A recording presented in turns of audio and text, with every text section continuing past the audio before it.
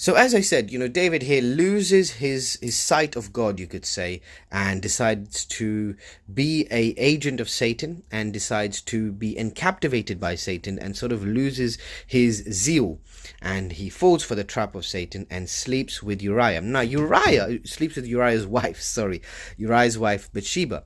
Now if you read the previous chapters, you see Uriah was David's right hand man. Uriah was ready to kill Saul the king for David, but David told him not to, because he waited on God's time and God's appointed time to be king, because he knew he was going to be king anyways, David. So Uriah was very close to David. He loved David because he knew David was a man of God, and he followed David completely and did whatever David said as his king. So David sends for Joab and tells Joab, so the general who's besieging Rabbah, he sends for him and tells Joab, send Uriah the Hittite home. And then when Uriah came, David demanded from Uriah what's going on with the war. So he spoke about the war. So then David tries to conceal his adultery here by telling Uriah, go and lay with your wife. Go home, spend some time with your family, spend some time with your wife.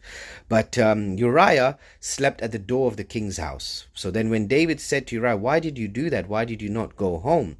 So Uriah then says to him, how can I, when the servants of the Lord are encamped in open fields, when the ark and Israel and Judea abide in tents? How shall then I go into my house, eat, drink, or to lie with my wife? As thou livest, and thou so liveth, I will not do such things. So you can see over here, Uriah is a good man, right? The thought of going home, eating, drinking, and lying with his wife, while his comrades, his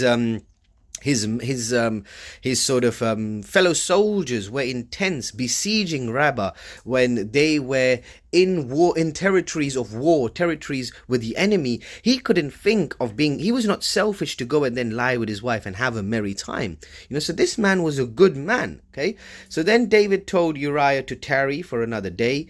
David got him drunk. So again, you can see Satan is really working in David, because Satan has now got a hold of David, working in the heart of David. So he gets Uriah drunk, and then again he says to Uriah, why don't you go home, spend some time with your wife?